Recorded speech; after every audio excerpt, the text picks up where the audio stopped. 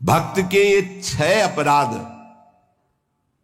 तुम्हारी भक्ति को ढक देंगे। पहला, किसी भी महात्मा के वास निरूपण पर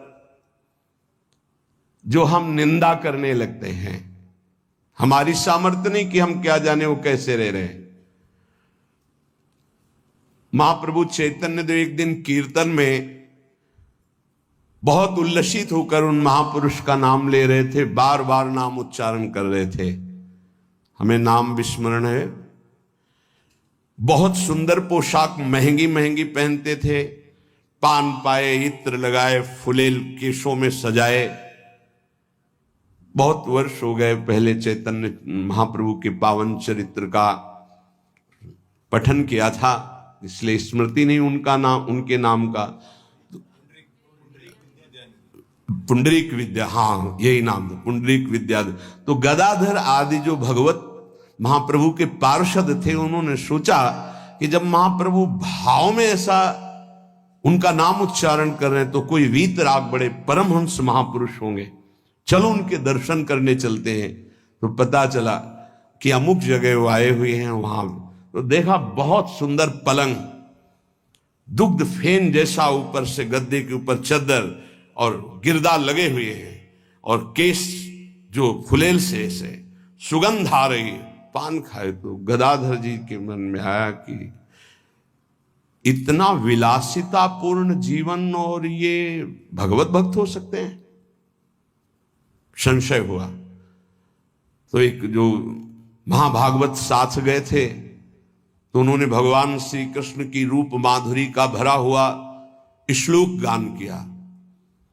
जो ही श्लोक सुना हुंकार मारी, और धूल धूसरी, हा कृष्ण हा कृष्ण। और वो सब जो अब उनकी समझ में आया कि अरे महाप्रभु जो बोल रहे थे परम सत्य, वो प्रेम के अष्ट सात्विक भाव संवरण होना मुश्किल हो गया। अश्रुधारा नाक बह रही, धूल धूसरित हो। गदाधर जी ने चरण पकड़े और कहा मेरे से भारी अपराध बन गया। ऐसे महापुरुष के बाहरी स्वरूप को देखकर हमारे अंदर अश्रद्धा हुई थी, दोष दर्शन हुआ था, क्षमा चाहता हूं। कैसे क्षमा हो? तो शिष्यत्व स्वीकार किया था, चरित्र में ऐसा पढ़ा था। किसी भी भक्त या महात्मा के वास निरूपण, वेश निरूपण की अगर वृत्ति आपने की तो अपराध बन जाएगा। अरे ये तो ऐसा, इनको तो ऐसा होना चाहिए, इनको तो ऐसी जगह रहना चाहिए, इनको तो ऐसा नहीं। कुछ महापुरुषों की स्थिति होती है, कुछ तो उस स्थिति का दंभ करते, कुछ स्थिति होती है। हम क्या जाने कौन स्थिति में कौन दंभ कर रहा है। जिनके वचन श्रवण से, दर्शन से, संभाषण से हमारे हृदय में भागवतिक परमाणु उदय होते हैं, उन महापुरुषों के चरणों की वंदना उनकी बाह्य स्थिति पे नहीं देखते। हो सकता है सोने चांदी के सिंहासन पर बैठे हो, छत्र हो, चंवर डुल रहा हो, और स्थिति ब्रह्माकार है, स्थिति भगवदाकार है, कैसे पता चलेगा? परशुराम जो आचार्य जी थे, उनके आश्रम के बाहर लिखा था, माया सगी न तन सगा, सगा न ये संसार। परशुराम ये कह रहे, सगा सुसिरजन हार। तो एक लंगोटी लगाए, लौकी की कमंडल लिए, और भारी वैराग्य वृत्ति के अंदर गए और कहा ये श्लोक किसका लिखा हुआ है? दोहा। तो उनका गुरुदेव का कहाँ है? तो गए, देखे गिरदा लगा हुआ, छत्र लगे हुए परशुराम देवाचार्य जी महाराज। तो उनका, महाराज आपका श्लोक लिखा हुआ है? बोले हाँ। तो बोले केवल लिखा हुआ है या है आप में? क्योंकि उनको गर्व था कि मैं लंगोटी लगाए लौकी का, और ये तो वैभव संपन्न महात्मा है। तो बोले लिखा है माया सगी न तन सगा, सगा न ये संसार। आपने कहा सगा जो सृजनहार, हम तो सब माया ही देख रहे हैं। उनका आपका इशारा क्या है? बोले जब सृजनहार सगा है तो फिर माया क्या? बोले चलो आपने समझा दिया, बड़ी कृपा, चल दिए। बोले कहाँ चल दिए? बोले जहां ले चलो आप। वो स्थिति प्रज्ञ महापुरुष थे। चल जब 10-12 किलोमीटर चले तो बोले भिक्षा का हमारे समय हो रहा, तो बोले परशुराम देवाचार्य ने आज तक कभी हाथ नहीं फैलाया। आकाश वृत्ति पे हम रहते हैं, प्रियालाल जैसी व्यवस्था करते हैं उसके अनुसार रहते हैं। बोले हम तो भिक्षावृत्ति से रहते। बोले जाओ मांगने। बोले आपके लिए भी ले आवे, कभी किसी का सहयोग नहीं चाहा, केवल सीधे प्रियालाल से आप अपने लिए लाइए और पाइए, और जहां आपकी इच्छा वहां ले चलिए। वो गए भिक्षा लेने, वो जंगल के एक जगह बैठे हुए थे, तो वहां से राजा की सवारी निकली। देखा परशुराम देवाचार्य उतरे, साष्टांग दंडवत। महाराज यहां कैसे? प्रभु की इच्छा। बड़े सौभाग्य कि हम तो भगवान की असीम कृपा मानते हैं कि आपके दर्शन। हमारी इच्छा है कि हम कुछ राजभोग तैयार करवाते हैं, जैसी हरि की इच्छा। देर न लगी, वहां रसोईया लग गए, कढ़ाइयां। महाराज अगर यहां आप विश्राम करें, बस इशारा हो जाए तो जैसी हरि इच्छा। खुदाई शुरू, आश्रम निर्माण की नींव के लिए खुदाई शुरू, कढ़ाई चढ़ गई, बनना शुरू हो गया। वो संत आए 1 घंटे बाद, वहां देखा। बोले यहां क्या हो रहा है? बोले यहां आश्रम बनेगा और ये रसोई बन गई। तो उनका महाराज ये क्या लीला है? तो बोले तुम जिस वैराग्य के अहम वृत्ति को धारण किए हो, उस अहम वृत्ति का त्याग करो। वैराग्य का तात्पर्य होता है राग रहित, स्पृहा रहित होना। वो चाहे असंख्यों के वैभव में बैठा है, लेकिन राग और स्पृहा रहित है। अगर एक लंगोटी का भी राग है, लौकी के कमंडल का भी राग है, शरीर का भी राग है, वो रागी है, वो वीतरागी नहीं है। वीतराग की स्थिति को समझना बड़ा कठिन। दत्तात्रेय जी महाराज से यही पूछा कि आप कोई कर्म नहीं करते, कर्म ना करने वाले को विषय नहीं मिलता, और विषय सेवन ना करने से ऐसा स्वास्थ्य कैसे हो सकता है आपका? तो उनका मैं अखंड प्रसन्न रहता हूं, इसलिए ये भोगों से स्वस्थ नहीं हूं, मैं अखंड प्रसन्नता को प्राप्त। कभी राजमहलों के राजसैयाओं पे शयन करता हूं, तो कभी राख की ढेर पर शयन करता हूं, कभी बड़े बड़े राजाओं से सम्मानित होता हूं, तो कभी फुटपाथ में लेकर अपमान को भी प्राप्त करता हूं। मुझे न सम्मान ना अपमान, किसी का प्रभाव नहीं। इसलिए किसकी क्या स्थिति कैसे जाना जा सकता है? तो हम किसी का वास निरूपण आदि, वेश निरूपण आदि करके किसी की निंदा करेंगे तो दूसरा ज्ञान निरूपण। कुछ संत भगवान ऐसे होते हैं जो कुछ नहीं बोलते, अरे इनको कोई ज्ञान तो है नहीं, कुछ बोलना तो आता, क्या बोला पता नहीं उसकी कितनी ऊंची स्थिति है, कैसे कोई जानेगा? इसलिए किसी संत के रूप में विराजमान जो भगवान हैं, उनके ज्ञान निरूपण करके निंदा न करें। इनको कुछ नहीं आता। आजकल यही है, केवल बुद्धि की धरा से देखा जाता है। अरे वो तो बोल नहीं पाते हैं। वो तो महापुरुषों की स्थिति को जानना कोई महापुरुष ही जान सकता है, दूसरा नहीं जान सकता। इसलिए ये अपराध न करे कभी कि किसी के संत के ना बोलने से ये समझ जाए कि अरे इनको कोई ज्ञान नहीं है। भला ये क्या जाने शास्त्र की बातें, पढ़े लिखे तो लगते नहीं हैं। पढ़ा लिखा होना भी बहुत सौभाग्य का विषय है और कहीं कहीं दुर्भाग्य का विषय है। तो एक आए थे, इतने कागज में उनकी डिग्रियां केवल उनके शिष्यों ने भेजी थी कि हमारे गुरुजी दर्शन करने आ रहे हैं तिरुपति बालाजी से। विद्वता की मूर्ति, साष्टांग दंडवत और क्या क्या भगवत प्रसादी, वो ऐसे लग रहे थे कि एक शब्द नहीं आता। मतलब बड़े बड़े शंकराचार्यों को पढ़ाया था उन्होंने, उनकी वो शिष्यों ने जो दिया था उसमें दिखाई दे रहा। बड़े बड़े शंकराचार्यों को उन्होंने विद्या पढ़ाई थी। विद्या विनयम ददाति, वो देखने को मिला कि विद्वान में कैसी दैन्यता होती है। कबीरदास जी के पास एक विद्वान दिग्विजयी भेजा गया शास्त्रार्थ की। तो उनका भैया हमको कोई शास्त्रार्थ नहीं करना। तो बोले काशी के विद्वानों ने कहा यदि आप हार लिख दिए पूरी काशी हार गई। बोले ऐसी बात? तो पढ़ के समझे हो कि समझ के पढ़े हो? मुझे पोथी पलटाते रहे, सरस्वती काम नहीं करी। पढ़ के समझे हो कि समझ के पढ़े हो? आखिरी बात शिष्य बन गए थे, बहुत बड़े भगवत अनुरागी बने। तो किसी भी संत के प्रति ये भाव नहीं कि ये पढ़े लिखे नहीं है, बोल नहीं पाते, तो इनको कोई ज्ञान नहीं है। तीसरा, किसी संत की जाति निरूपण कर देना बहुत बड़ा अपराध है।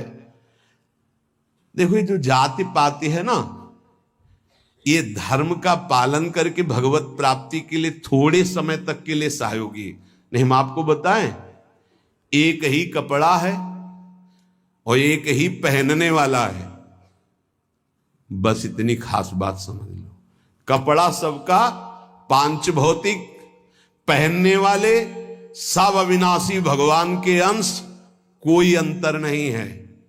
बस अंतर बनाया गया है इस अंतर को मिटाने के लिए कि हम साधन पद्धति से अपने अपने धर्म का पालन करते हुए परम धर्म भगवान को प्राप्त। लेकिन जो परम धर्म में स्थित है, भागवत धर्म में, उनकी जाति निरूपण नहीं करना चाहिए कि ये तो सुना है कि अमुक जाति के संत हैं, बड़ा अपराध होता है, बड़ा अपराध। ऐसा कभी नहीं करना चाहिए। हाँ, चरण रज लेके माथे पे लगा, अहो वत्सो पचतो गरीयान यज्ञभ्यागे वर्तते नाम तुभ्यम। देखो राजसू यज्ञ में पूर्णता स्वपच वाल्मीकि की पूजा करवा कर श्री भगवान ने इसीलिए करवाई, इसीलिए करवाई। सब बड़े बड़े महापुरुष आए थे, लेकिन दैन्यता की मूर्ति भगवत भाव में निरंतर डूबे हुए स्वपच वाल्मीकि जी की आराधना करवाई कि पूर्णता उन्हीं से हुई। जो दैन्य है वो महाभागवत किसी जाति पक्ष से नहीं देखा जा सकता कि अरे ये तो ऐसा जो देखेगा तो उसके सुकृत नष्ट हो जाएंगे। पूज्य बाबा। चौथा, वृत्ति निरूपण। ये तो पढ़े ही रहते, हमने कभी इनको माला लिए तो देखा नहीं, और कुछ भजन ध्यान तो करते नहीं है, इसलिए तो केवल हमें लगता है कि बस खाते पीते हैं इसी में, और कोई भजन नहीं। ये हमने संतों को देखा है। एक संत भगवान 8 बजे सुबह उठते थे गंगा नहाने के लिए, 8 बजे सुबह। पर वो एकांत में, तो लगता 8 बजे सुबह गंगा स्नान करते हैं, प्रायः 3 बजे स्नान हो। तो एक दिन जिसमें वो शयन करते थे उसमें गए, काफी बड़ा था, एकांत में आसन की। आज इनकी वृत्ति देखेंगे क्या है। बहुत ही गंभीर मुद्रा में वो रहते थे, पर प्रायः पूरे आश्रम में था कि ये प्रमादी हैं, ये सोते रहते हैं। 11 बजे तक उनको जगते पाए हम। जहां सब लेटे उनको उठ के बैठ गए, वो लेट गए थे, उठ के बैठ गए। 3 बजे तक बिल्कुल एक आसन पर, 3 बजे फिर लेट गए, 8 बजे सुबह। संतों को जानना बड़ा कठिन है, उनकी क्या दिनचर्या है, वो कैसे भाव में रहते हैं। केवल बाहरी व्यवहार देख करके उनकी निंदा कर देने से सुकृत नष्ट हो जाएंगे, भक्ति ढक जाएगी। स्वरूप निरूपण। ये महात्मा में तेज तो है नहीं चेहरे में, ये तो ऐसे ही मालूम देते हैं कोई साधु तो नहीं, क्योंकि चेहरा नहीं बता रहा है। नहीं, ऐसा नहीं है। अगर महात्मा की पहचान करनी तो तुम्हें महात्मा होना पड़ेगा। महात्मा बनकर ही महात्मा को पहचाना जा सकता है, दूसरा नहीं पहचाना जा सकता। बाहर से किसी के रूप को देखकर थोड़ी तुम जान सकते हो कि रूप तो आप गौर से देखिएगा, किसी किसी के मांस भक्षण करने वाले का भी चमकता रहता है। मलाई रबड़ी खाने से भी रूप चमकने लगता है, थोड़ा सा संयम रखे तो उससे भी चमकने लगता है। अब वो महात्मा किस कोटि का भजन कर रहे हैं, कोई रूप से थोड़ी महात्मा का लेना देना होता है। अब श्रीधर बाबा की छवि जब लगे तो आप देखना, लंगोटी है, हड्डी हड्डी दिखाई दे रही, गाल चिपकी हुई, आंखें धसी हुई। आपको पता है, खुद देखे हुए हैं कि 24 घंटे भजन में मगन। तो किसी महात्मा के रूप को देख करके ऐसा कोई रूप निरूपण करेगा तो उससे अपराध लग जाएगा, और प्रायः ध्यान नहीं दिया जाता ऐसा। धातु निरूपण। भगवद विग्रह ये पाषाण का है कि ये धातु का है? सामने पूछे, ये पत्थर के भगवान है कि इसमें अष्ट धातु के? घोर अपराध बुद्धि। भगवद विग्रह सामने नहीं, भगवद विग्रह साक्षात अर्चावतार भगवान है, भाव उसमें। ये नहीं कि सामने जाके पूछे संगमरमर के बने हुए कौन सी धातु के बने हुए भगवान है, ये अपराध। धातु निरूपण भगवद विग्रह या भगवत भक्त के पास। जैसे वैराग्य में धातु स्पर्श निषेध किया गया है, या तो सन्यास में नारियल का पात्र और वैष्णव जनों में रज का पात्र। धातु के पात्र के प्रयोग का निषेध है वैराग्य में। लेकिन जो महापुरुष हैं, मान लो उनको सोने की थाली में पा रहे हैं, उनकी क्या स्थिति है?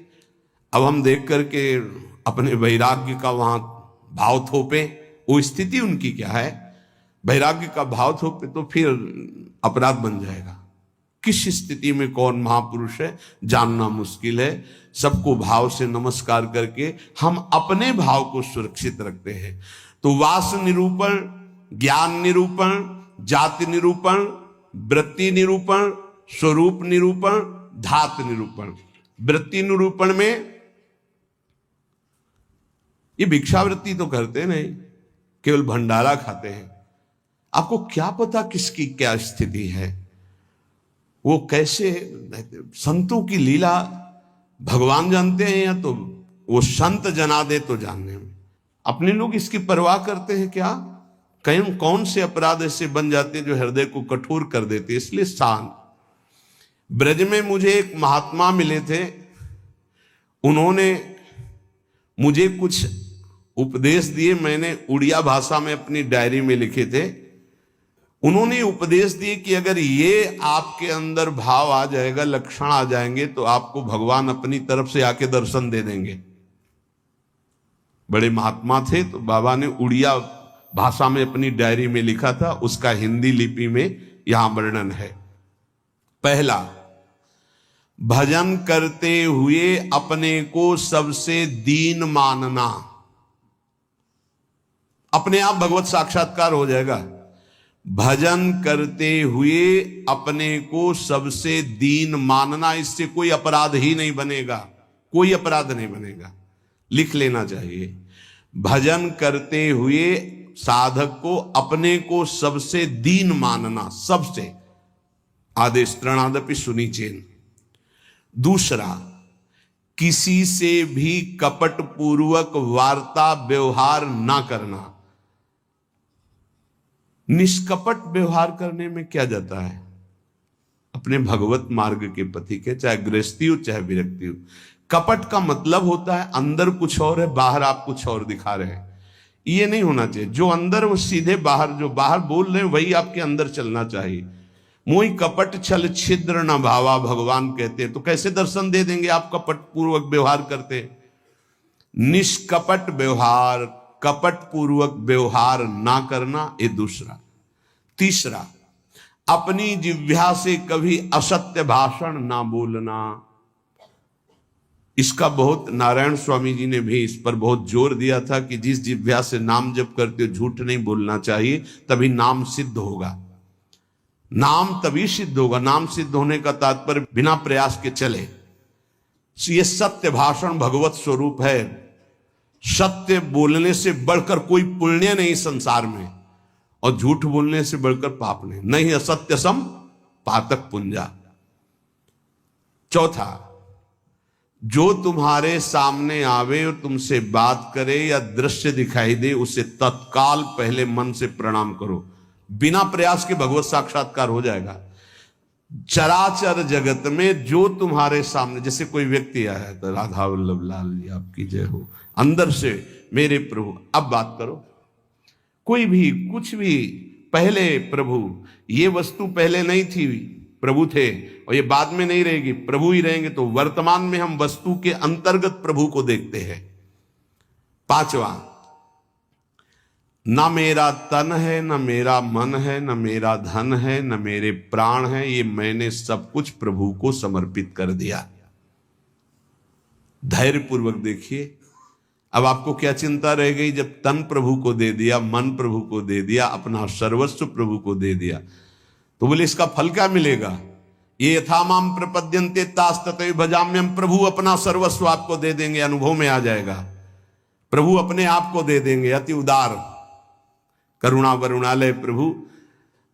अगर आप थोड़ा सा भी अपनापन करेंगे तो उनका थोड़ा सा अपनापन बहुत बड़ा होता है। अपने तन मन धन सर्वस्व पर अपना अधिकार न करके अपने प्रभु का अधिकार। छठवां, एकमात्र पूर्ण श्रद्धा अपने आराध्य देव में, मेरी लाडली, मेरे प्रियालाल। सातवां, सदैव पराधीन रहना। अगर गुरुदेव के अधीन हो, इष्ट देव के अधीन हो, तो माया तुम्हें अधीन नहीं कर पाएगी। अगर इष्ट देव और गुरुदेव की अधीनता स्वीकार नहीं करोगे तो माया अधीन कर लेगी।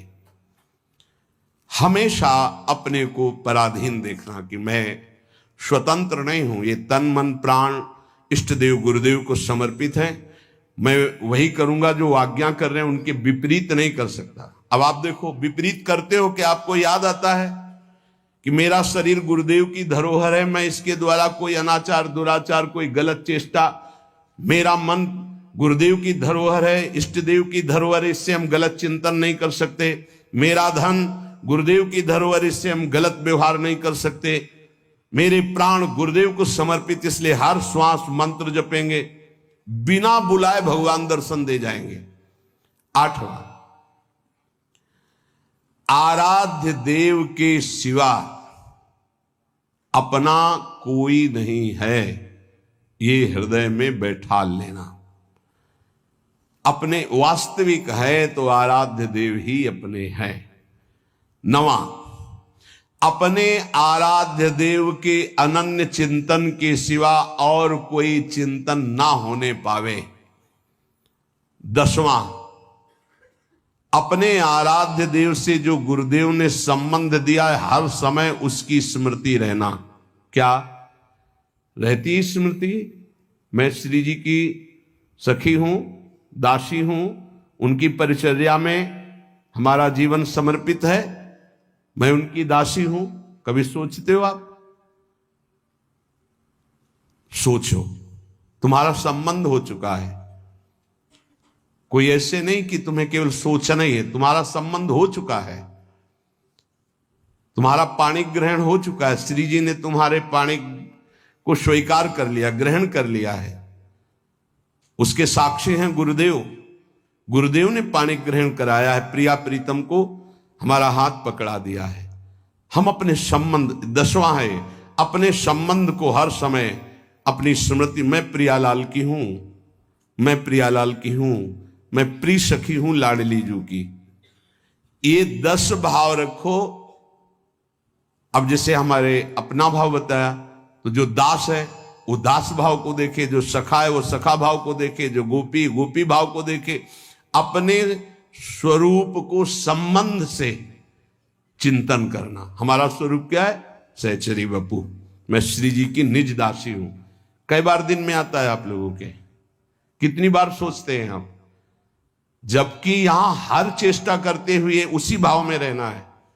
अगर ये 10 भाव हृदय में आ गए तो कह रहे हैं किसी भी तीर्थ में जाओ या ना जाओ, कोई और साधन करो ना करो, तुम्हें भगवत साक्षात्कार हो जाएगा। पहला फिर सुन लीजिए, अपने को भजन करते हुए सबसे दीन मानना, किसी के साथ भी कपट का व्यवहार ना रखना, सदैव सत्य भाषण बोलना, चराचर जगत का कोई भी वस्तु व्यक्ति सामने आवे अपने प्रभु का भाव करना, अपने तन मन धन प्राण सर्वस्व को अर्पण कर देना। मेरा अधिकार नहीं, नाथ सकल संपदा तुम्हारी, मैं सेवक समेत सुत नारी। अर्पण का मतलब ये होता है भाव। छठवां, अपने आराध्य देव में ही पूर्ण श्रद्धा समर्पित हो जाना। सातवां, पराधीन रहना इष्ट के, गुरुदेव के। आठवां, आराध्य देव के ही अनन्य चिंतन में लगना, आराध्य देव के सिवा कहीं अपनापन न होना। नवां, चिंतन करते करते तन्मय स्थिति आ जाए तो उसे सही माने में चिंतन कहा जाता है। सामने ललित त्रिभंगी लालजू और प्रियाजू की बाह श्री लालजू के गले में है। मनोमृणाल भूषण भूषित भुज श्यामंश पर डाय दिखाई दे रहा है। अब हमारा चिंतन चल रहा है, गाढ़ चिंतन, युगल सरकार चिंतन, इसे कहते हैं अनन्य चिंतन। अभी आंख खोले हुए भी वही है, मूंदे हुए भी वही है, सेवा करते हुए भी वही है, एकांत में बैठते हुए कहां हो, जरा देखो स्थिति कहां है।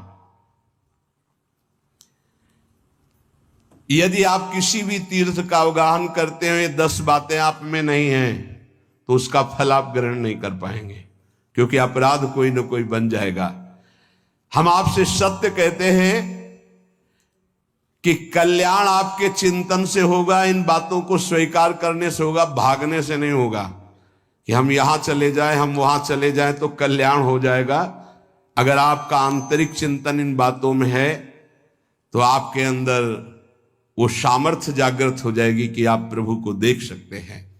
इसलिए जो सत्संग है उसे बार बार सुना जाए, उसका मनन किया जाए और अपने हृदय में धारण किया जाए तो हमारा इसी जन्म में अंतिम जन्म माना जाएगा और भगवत साक्षात्कार हो जाएगा। जहां तक गुरु कृपा से प्रयास है, कथन श्रवण करके यही प्रयास है कि संसार की असत वृत्तियां छूटे और भगवत प्राप्ति हो जाए। हमें भी, आप सबको भी। जिनको ये नहीं चाहिए तो भूल मत करना, यहां कुछ लाभ नहीं मिल पाएगा, यहां नहीं मिल पाएगा। यहां लाभ अगर पाना है तो एकमात्र अध्यात्म का लाभ मिल सकता है। यहां कोई आशीर्वाद, ये भीड़ लगाना कि हम कोई जादूगर हैं, कुछ चमत्कार कर देंगे, तो बिल्कुल कुछ नहीं होने वाला। हम तुम्हें हाथ उठा कहते हैं, हो जाए, तुक्का लग जाए तो तुम्हारे पुण्य, पक्की बात समझ लो। तुक्का लग जाए कि आप कामना करके आए, कामना की पूर्ति हो गई तो आपके पुण्य, हमारा कोई उसमें लेस मात्र भी सहयोग नहीं है। पुण्य आए वृंदावन धाम संत दर्शन के, आपकी भावना, आपकी कामना पूर्ण हो जाए, वो आपका भाव। हमारा लक्ष्य है भगवत प्राप्ति। अगर आपके हृदय में भगवत प्राप्ति की लालसा है और आप आगे बढ़ रहे हो तो हम हृदय से आपका स्वागत करते हैं और हमारी प्रियालाल की कृपा वृत्ति आपको उठाती चली जाए और आप इस संसार, राग, आसक्ति, ममता, चिंता, शोक, मृत्यु, भय, इससे ऊपर उठे। बस हमारी आशा यही है। जो प्रयास है सत्संग का या एकांतिक का, उसका फल केवल यही, भगवत संबंध दृढ़ हो जाए, भगवत प्राप्ति हो जाए। और जिसको ये लक्ष्य नहीं है तो हमें लगता है कि समय बर्बाद ना करे, दूसरी जगह खोज ले जहां उसकी मनोकामनाएं पूर्ण होंगी। यहां नहीं हो सकती। बिल्कुल समझ लीजिए, यहां कामनाओं का नाश होता है, कामनाओं की पूर्णता नहीं। यहां कामनाओं की निवृत्ति होती, कामनाओं की पूर्ति नहीं। यहां यदि हम कामनाओं की पूर्ति की भावना लेकर के आएंगे तो शायद है कि तुम्हें असंतोष हो जाए। बिल्कुल पक्की बात समझो। और कामनाएं अगर पूर्ण होती हैं तो वो कोई खास बात नहीं है।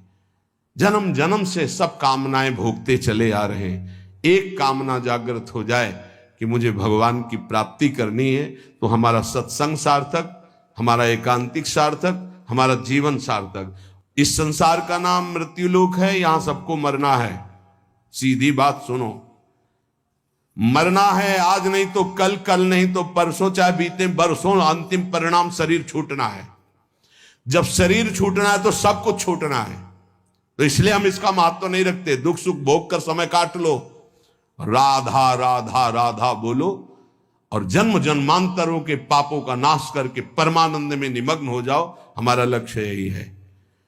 आज बनावटपन बहुत पसंद किया जाता है। आज मधुर वचनों के द्वारा तुम्हारी कामनाओं की पूर्ति के वादे बहुत पसंद किए जाते हैं, वो यहां नहीं है, नहीं होगा। वृंदावन की भूमि से कह रहे हैं, यदि आपका लक्ष्य भगवत प्राप्ति नहीं है तो यहां आना आपका, हमारे पास आना यहां व्यर्थ माना जाएगा। आप अन्यत्र देख लीजिए। भगवान नाम जप, आचरणों की पवित्रता, भगवत प्राप्ति, तो जी जान से आपके मित्र हैं, सहयोगी हैं, आपके चरणों की वंदना करेंगे और आपका आदर से हम संभाषण भी और आदर से आपको परमार्थ में बढ़ाने की वृत्ति भी। परमार्थ से, प्रिया प्रीतम से मतलब नहीं, अपने शरीर और कामनाओं की पूर्ति से। तो प्रणाम, दूसरी जगह देख लो, यहां भीड़ लगाने की जरूरत नहीं है। हृदय से कह रहा हूं, हृदय से कह रहा हूं। यहां ऐसा कोई प्राविधान नहीं कि आपकी कामनाओं की पूर्ति हो जाए। यहां एक ही प्राविधान है, मन वचन कर्म से प्रभु का होके और सच्चिदानंद सुख में निमग्न होना। इसी बात का प्रश्न और इसी बात का उत्तर, अन्यथा कोई प्रश्न नहीं होगा। अगर वो प्रश्न प्रभु से संबंध नहीं रखता तो ना प्रश्न करता वहां बैठ पाएगा और ना प्रश्न होगा। केवल प्रश्न प्रभु की प्राप्ति होगा। हमारे जीवन का लक्ष्य तुम्हारे प्रपंचों का उत्तर देना नहीं, हमारे जीवन का लक्ष्य तुमसे प्रपंच वार्ता करना नहीं कि मैं बहुत विद्वान हूं। बिल्कुल पढ़े लिखे नहीं हूं। कक्षा 9 पढ़ाया गया, प्रभु ने पढ़ाया, उसी के जो शब्दावली है, जीवन के अनुभव की है, जीवन के चलने की है, वो भगवत मार्ग की है। प्रश्न केवल भगवत प्राप्ति का, प्रश्न भजन का, प्रश्न भजन में आई हुई समस्या का। बस अगर ये प्रश्न नहीं तो प्रश्नकर्ता और प्रश्न दोनों बार हो जाएंगे। हमें ऐसे प्रश्नों से नहीं मतलब, हमें ऐसे प्रश्नकर्ता से मतलब नहीं जिसको भगवत प्राप्ति नहीं करनी है। यह हमारा मार्ग ऐसा नहीं, खिलवाड़ का मार्ग नहीं, केवल भगवत प्राप्ति का मार्ग है। और शुरू भी इसी बात से किया था। जो बात अभी निकल गई, अगर वो टेप हो गई और हजारों बार हजारों लोगों को सुनने में आएगा तो उनका मंगल होगा, बस इस बात से। अब वो एक अलग रूप होता चला जा रहा है। फालतू के जो प्रश्न जिनका हमसे, हमारे भागवतिक मार्ग से कोई संबंध नहीं है, ऐसे प्रश्न ना हम सुनेंगे, ना ऐसे का उत्तर दे पाएंगे। हमारी क्षमता नहीं है, क्योंकि हमारे केवल प्रियालाल भगवत प्राप्ति की वार्ता, अन्यथा मौन, श्रवणेन्द्रिय बंद, क्योंकि बहुत कम समय जीवन का बचा है जो प्रियालाल में जाए, हमारा भी और आपका भी। पता नहीं है कौन सी श्वास आखिरी हो। व्यर्थ के प्रपंच में समय नष्ट करना यह बर्दाश्त नहीं। इसलिए भगवत प्राप्ति के मार्ग में चलने वाले उपासकों का स्वागत है। जो हृदय में है, जो गुरुदेव प्रताप है, उसमें साझा है आपका। यदि भगवत प्राप्ति नहीं तो राधा वल्लभ श्री हरिवंश, भीड़ लगाने की जरूरत नहीं। हम अयोग्य हैं, हम आपकी कामना पूर्ण नहीं कर सकते, हम आपके प्रपंचों का उत्तर देने लायक नहीं हैं। आप कहीं और स्थान देख लीजिए। उपासक सहनशील इतना होना चाहिए, आंतरिक विकारों का पूर्ण रूप से सहन करने का स्वभाव बना लेना चाहिए। आंतरिक विकार,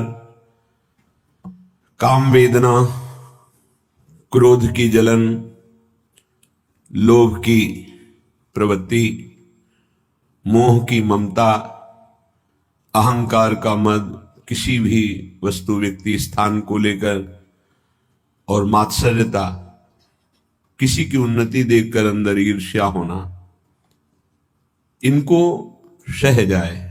ऐसा नहीं कि उपासक के हृदय में ये स्फुरित ही नहीं होते, ये तो सिद्धों के हृदय में स्फुरित नहीं होते, लेकिन साधक के हृदय में स्फुरित होते हैं।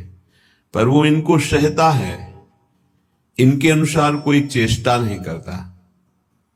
अंदर की मार को जो सह गया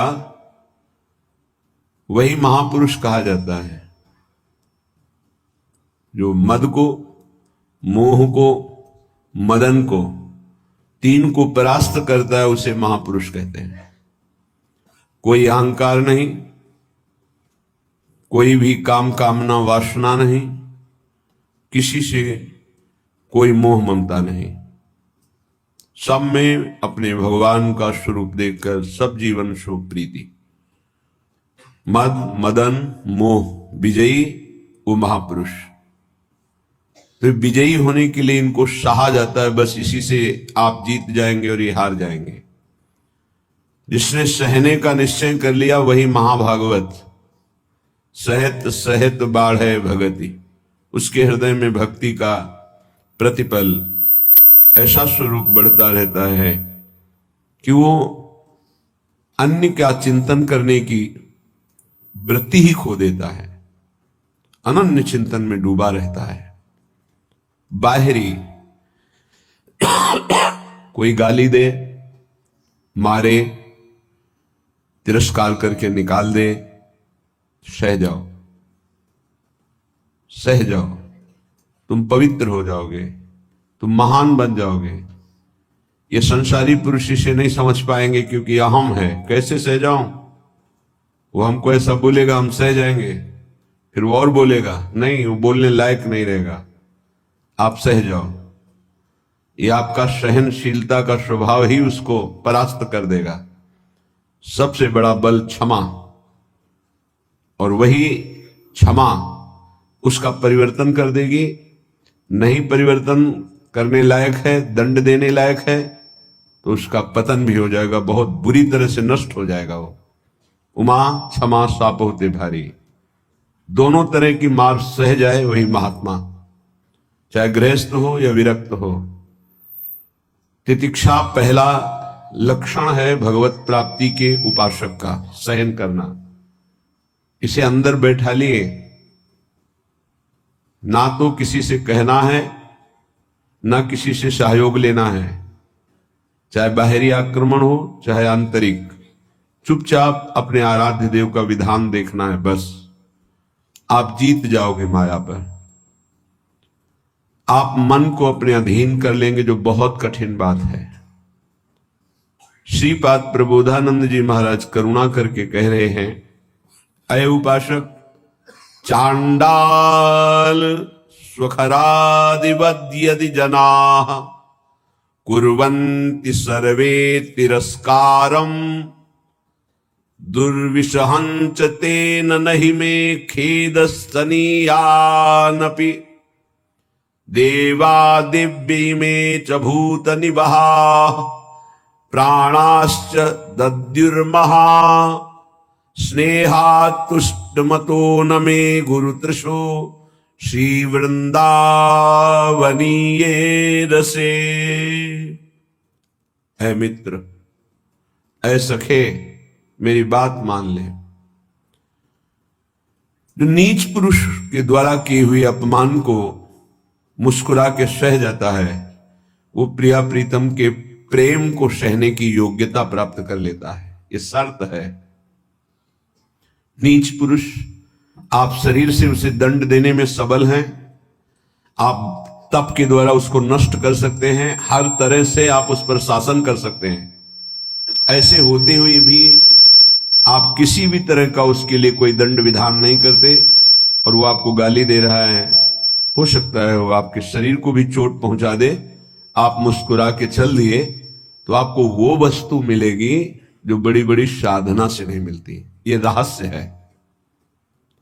यह रहस्य जल्दी किसी की समझ में नहीं आता है।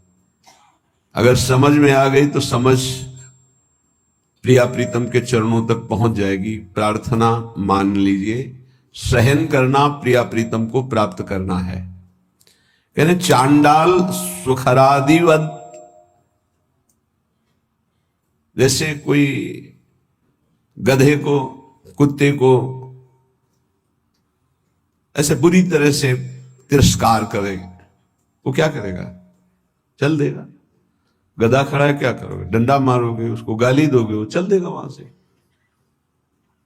वो कोई आप प्रतिक्रिया नहीं करेगा आपके प्रति, वो भाग पड़ेगा वहां से।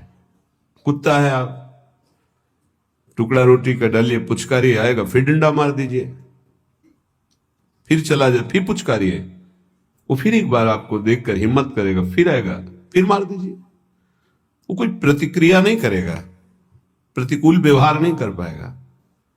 ऐसे एक बार परमहंस श्री स्वामी ओंकारानंद सरस्वती जी महाराज उनके चरणों में बैठे हुए थे, तब उन्होंने कहा, बच्चा, साधु को इतना सहनशील होना चाहिए जैसे कुत्ते का।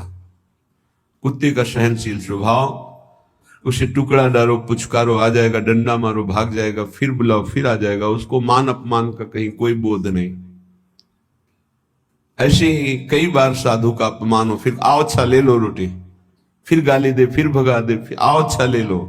उसको कभी बुरा नहीं लगना चाहिए और आखिरी बात तक फिर हाथ फैला देना। लाइए, ये बड़ी बात जो महापुरुषों में पाई गई, ये बड़ी बात पाई गई। मानापमान का किंचन मात्र भी कोई प्रभाव नहीं। श्वान की तरह जैसे उसको मान अपमान का कोई, तब वो त्रिभुवन पूज्य ब्रह्मा के द्वारा भी नमस्कार योग्य हो जाता है। ऐसे महापुरुषों के पीछे भगवान डोलते हैं कि इनकी चरण रज हमारे ऊपर पड़ जाए। स्वयं भगवान कहते हैं, मैं ऐसे भक्तों के पीछे डोलता हूं। निरपेक्षम मुनिम शांतम निर्वैरम सम दर्शनम अनुब्रजाम में हम नित्यम पूरे त्यंगुरेणु भी। हे, बहुत बढ़िया अवसर है, सह जाओ। जब कर्म भोग आता है तो किसको गाली दोगे? सहते हो ना, तो एक कर्म भोग मानकर सह जाओ। अंदर विकार आवे तो सह जाओ, बाहर कोई अपमान करे, गाली दे तो सह जाओ। बहुत ऐसे स्थान पर पहुंच जाओगे जहां सुख ही सुख है, दुख का लेश नहीं है। और ये अपमान करने वाले, निंदा करने वाले वहां पहुंचाने में हमारा बड़ा सहयोग करते हैं। इसलिए कभी इनका बुरा ना सोचे। करत जे अनुशहन निंदक तिन्हु पे अनुग्रह कियो। हे भगवान, इनको कभी दंड मत देना, इनकी बुद्धि शुद्ध कर दो, इनका शरीर स्वस्थ रहे। नाथ, ये तो यंत्र मात्र हैं आपके मंगल विधान कराने में, हम इनको बिल्कुल दोषी नहीं मानते। ऐसा स्वभाव भक्तों का होता है। कह रहे हैं कि नीच पुरुषों द्वारा, जैसे चांडाल आदि हैं, चांडाल कहते हैं जो चतुर्वर्ण से रहित, जो मांस मदिरा व्यभिचार हिंसा इस तरह के आचरण करता है, उसे चांडाल कहते हैं। जो कुछ भी खा सकता है। शास्त्रों में कुत्ते का मांस खाने वाला, ऐसे नाना प्रकार के कुमार्गगामी प्रवृत्तियों में जो हर्षपूर्वक चलता है उसे चांडाल कहते हैं। ऐसों के द्वारा भी यदि इस तरह से अपमान किया जाए, जैसे कुत्ते और गधे का, स्वखरादिवत यदि जना कुर्वन्ति सर्वे तिरस्कारम, यद्यपि दुर्विशहंच, सहन करना ये साधारण पुरुषों की हिम्मत नहीं है, ये केवल महात्मा की हिम्मत है, दूसरे की ताकत नहीं। महात्मा किसी वेश का यहां संबोधन नहीं है, यहां गुणों का संबोधन है। वो गृहस्थ भी हो सकता है, वो स्त्री भी हो सकता है, वो पुरुष भी हो सकता है, बालक भी हो सकता है, जवान भी हो सकता है। ये बात धैर्यपूर्वक समझनी है। भगवान कृपा करते हैं, ऐसा अवसर देते हैं कि हमारा अपमान होता है। उस समय अपनी स्थिति को नापिए कि आप क्या है। यदि उस समय भगवान का मंगल विधान मान करके आप प्रसन्न मुद्रा में हैं, जोई जोई प्यारो करे सोई मुहि भावे, बस बात बन गई। देखना कुछ ही दिनों में आपकी भूमिका बदल जाएगी हृदय की, आपकी स्थिति अध्यात्म की ऊंचाई पर पहुंच जाएगी। खेदस्तनीयानपि, खेद भी नहीं होना चाहिए। यद्यपि तिरस्कारम दुर्विसहंच तेन नहीं में खेदस्तनीयानपि, यद्यपि असहनीय होता है। ऐसा नहीं है, बातों से बोलना सरल है, लेकिन जब ऐसा जीवन में आता है तो असहनीय होता है। और भगवत कृपा से 20 बार ऐसा आया है पूरे जीवन में, जब सामने से तिरस्कार हुआ, अपमान हुआ है। अब गंगा किनारे भ्रमण कर रहे हैं, बहुत से ऐसे शराबी, चोर, डाकू ऐसे मिले जिन लोगों ने बस भगवान का विधान मान करके, जैसी आपकी प्रभु इच्छा। कभी कभी जब ज्यादा व्याकुलता होती तो आकाश की तरफ देखते हैं। ये आकाश भगवान का स्वरूप है, ये निर्मल है, ये निर्विकार है। ये बादल जो आप देखते हैं आकाश में नहीं है, ये तो बहुत नीचे है। हमें लगता है जब हवाई जहाज उड़ता होगा तो बादलों को करो, क्योंकि आकाश की सीमा नहीं, असीम है। ऐसे ही आकाश को देखने से लगता है मेरे भगवान जैसे असीम और निर्विकार हैं, कहीं भी देखो आकाश मिलेगा। ऐसे ही भगवान अपने भक्त को असीम और निर्विकार बनाना चाहते हैं, शरीर की सीमा में नहीं रखना चाहते।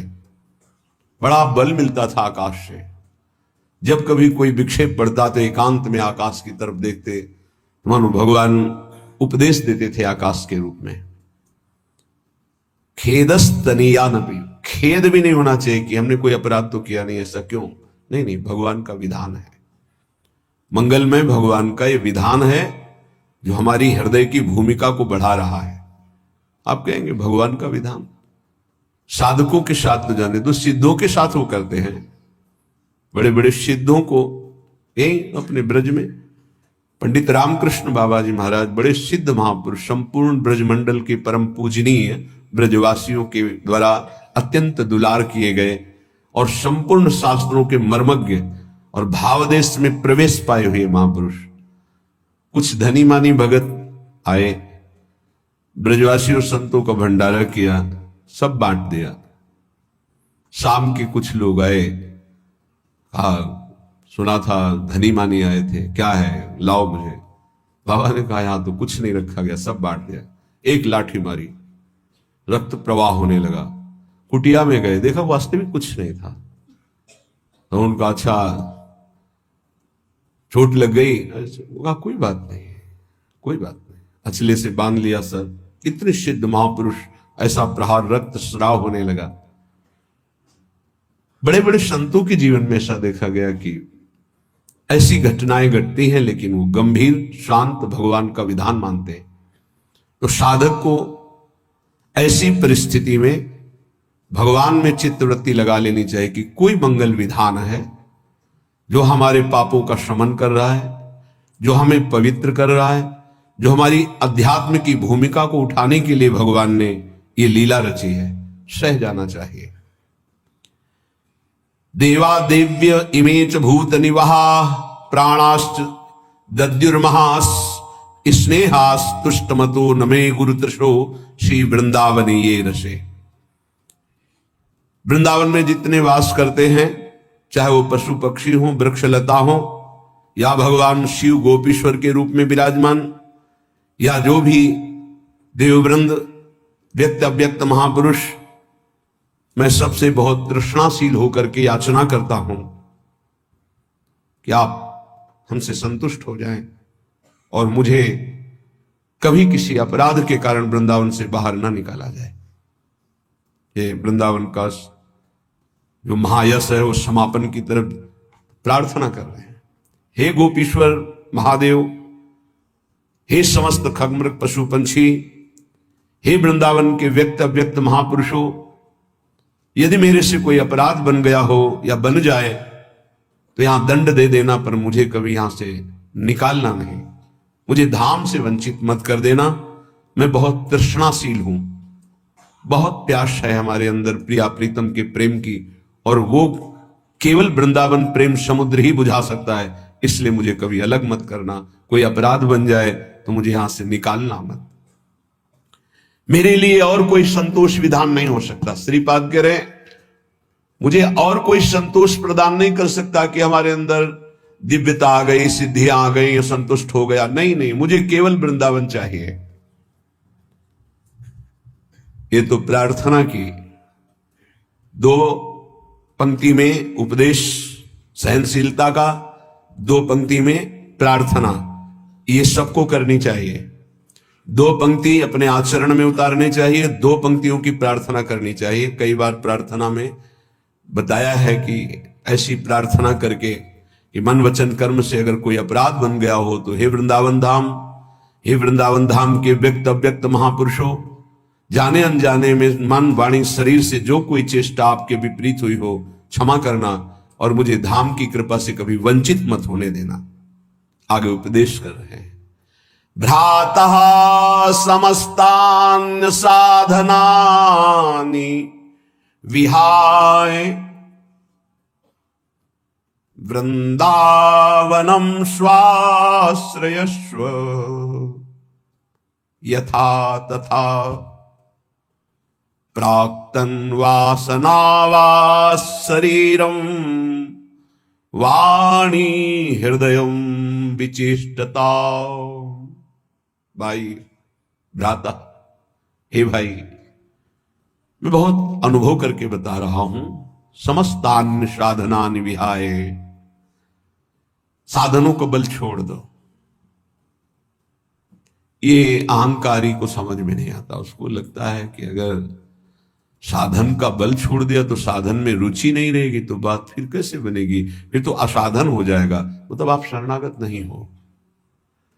इष्ट का बल नहीं है, आपकी क्रियाओं का बल है। आप जिसे साधन कहते हो वो क्रिया बल है। क्रिया बल है तो कितनी भी पवित्र क्रिया हो वो मूढ़ता नहीं छूटती, और मूढ़ पुरुष कभी परम पद का अधिकारी नहीं होता।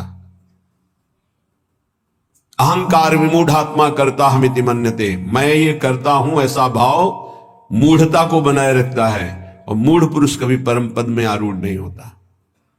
तो क्या करे, साधन छोड़ दे? नहीं, साधन छोड़ने की बात नहीं कह रहे, साधन का आश्रय छोड़ने की बात कह।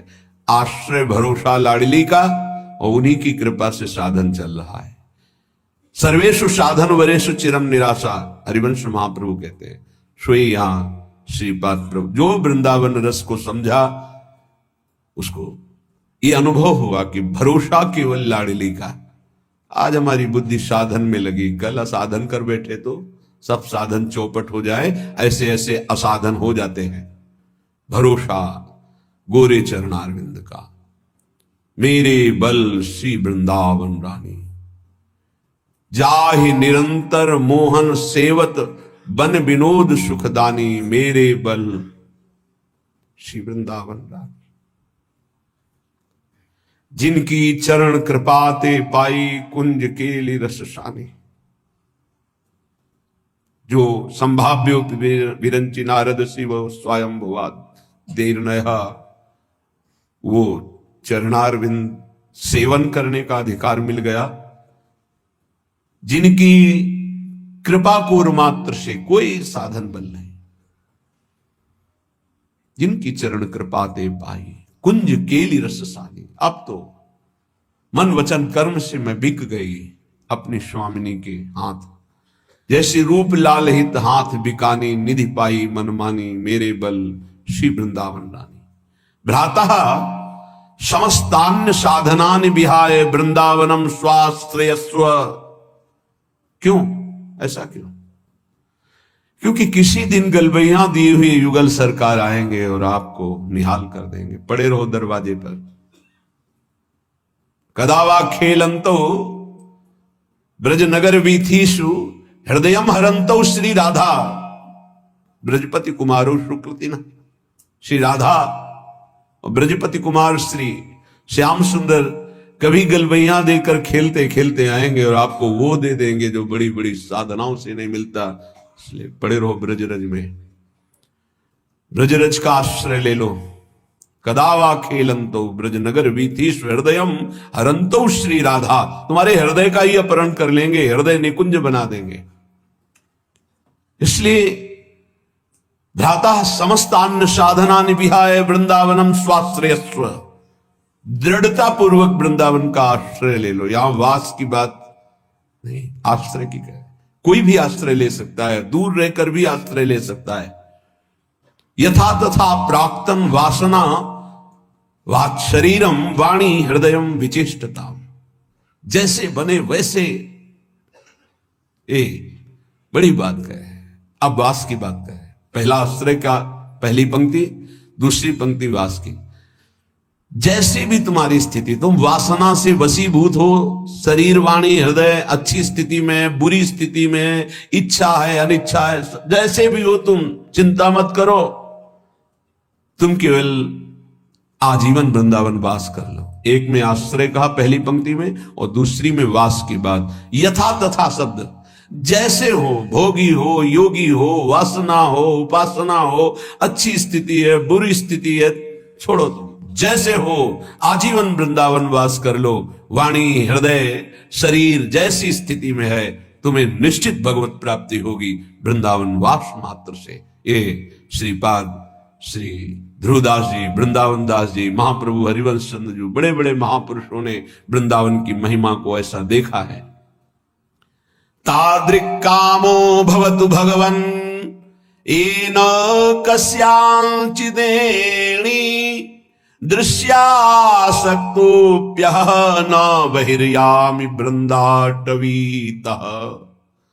तादृग्दम्भोच्युदयतु तथा अहंकृतिश्चापि मे स्यात् येनाप्यस्मिन् रसमय वने रोचये नित्यवासम्। हे मृगनयनी श्री किशोरी जी, मुझे अपने जनों का संग करा के कोई काम दिलवा दो। तादृक् कामो भवतु भगवन् येन कस्यांचिदेनि। कोई भी काम, सोनी लगाऊंगा, पूछा लगाऊंगा, जूठे पात्र मार्जन करूंगा, जो भी आप कोई सेवा दिला दीजिए। यहां सेवा शब्द को बहुत सरल शब्दों में कहा, तादृक् कामो भवतु, कोई काम दिलवा दीजिए। काम जैसे टहल करने वाले, सेवा करने वाले कि आप काम वाली आती है, काम वाले आते हैं, ऐसा बहुत अपने को हे भाव से लेकर के कोई मुझे अपने धामवासी का काम दिलवा दीजिए।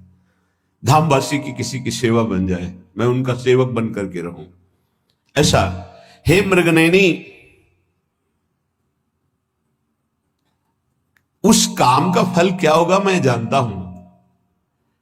उस आपके वृंदावनवासी की सेवा का फल यह होगा कि आप हम पे रीझ जाएंगे और आपके चरण कमलों का सानिध्य मिल जाएगा। स्वामिनी, मैं केवल आपको रिझाना चाहता हूं,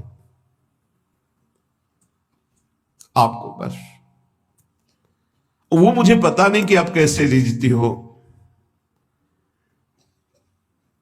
मैं अन्यत्र कहीं ना मन लगाना चाहता हूं, ना जाना चाहता हूं, ना कुछ पाना चाहता हूं। ध्यान दीजिए, ना अन्यत्र कहीं मन लगाना चाहता हूं, ना जाना चाहता हूं, ना पाना चाहता हूं। यद्यपि मैं दम्भी हूं।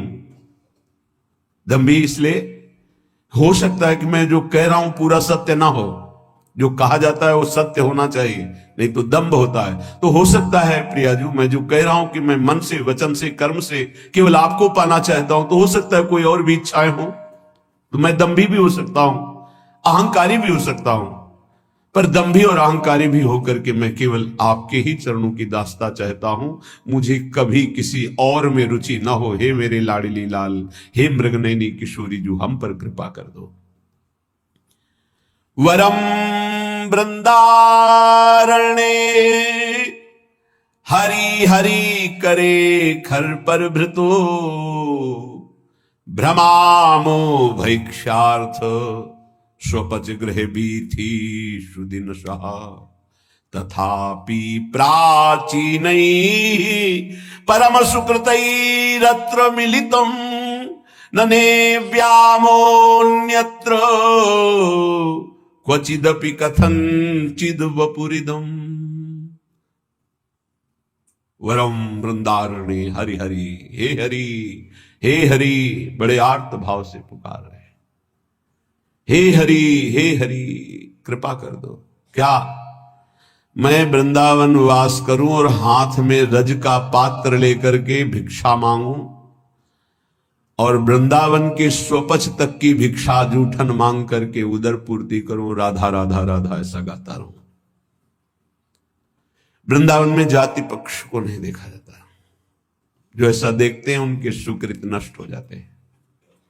हरिराम व्यास जी बहुत बड़े अद्भुत दिग्विजयी विद्वान, जिनके शिष्य मधुकर शाह जैसे महाभागवत, वो कह रहे हैं महाप्रभु हरिवंश चंद्र जी के जब शिष्य हुए, वृंदावन की रज का सेवन किया, रस का स्पर्श हुआ, तब जो उनको अनुभव हुआ वो कह रहे हैं, व्यास रसिक तेई बड़े ब्रजते अनत न जाए वृंदावन के स्वपच की जूठन मांगे खाए। वही सबसे बड़े रसिक हैं जो ब्रज की सीमा के बाहर नहीं जाते और वृंदावन के स्वपच तक की जूठन मांग करके खाते हैं। देहाभिमान रहित अवधूत स्थिति। व्यास मिठाई विप्र की तामे लागे आग वृंदावन के स्वपच लो जूठन खइए मांग। आग लगे बाहर के विप्र की दी हुई मिठाई में, लेकिन वृंदावन की स्वपच की जूठे टुकड़े मिल जाए तो निहाल हो जाओगे। कितना भी हो, थोड़ा सा देह भाव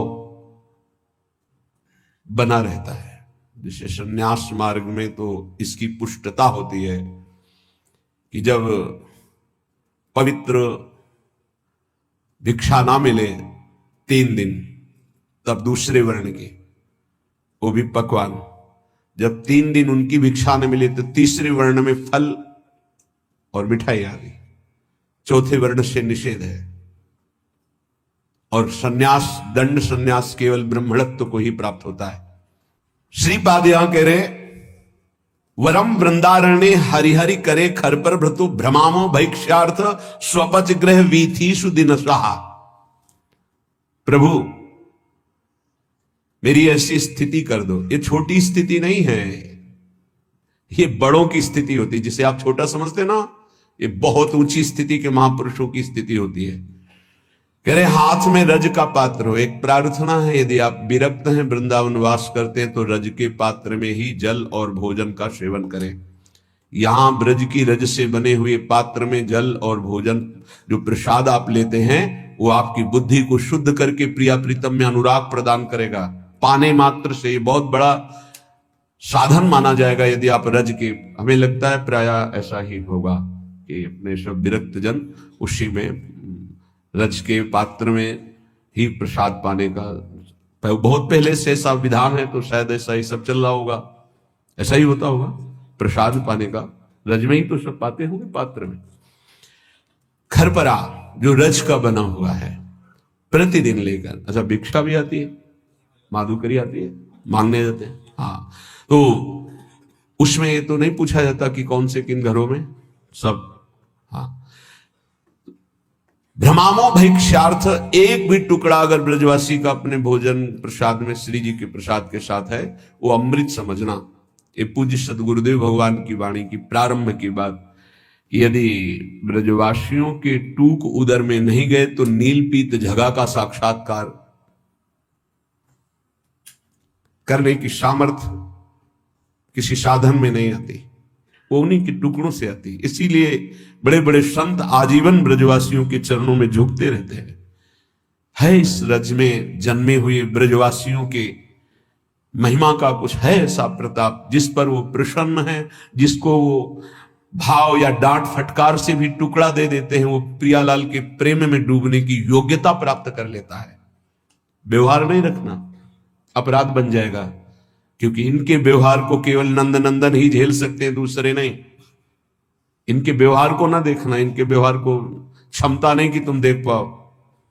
इनके व्यवहार को देखकर तुम्हारा दोष दर्शन हो जाएगा।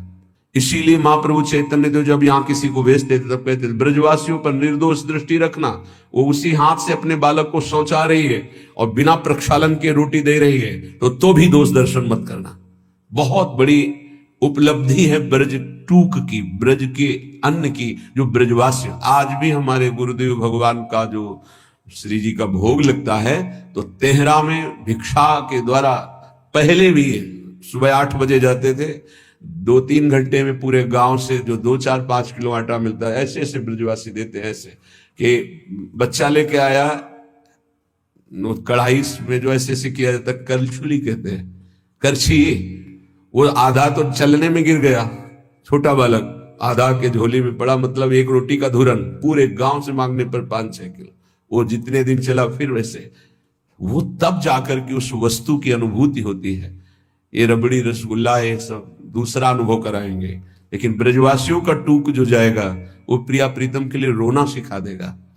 वो क्यों रो रहे हैं उसका कुछ पता ही नहीं, कोई चाह, कोई मांग, कुछ, कोई दर्द, कोई परेशानी, कुछ नहीं।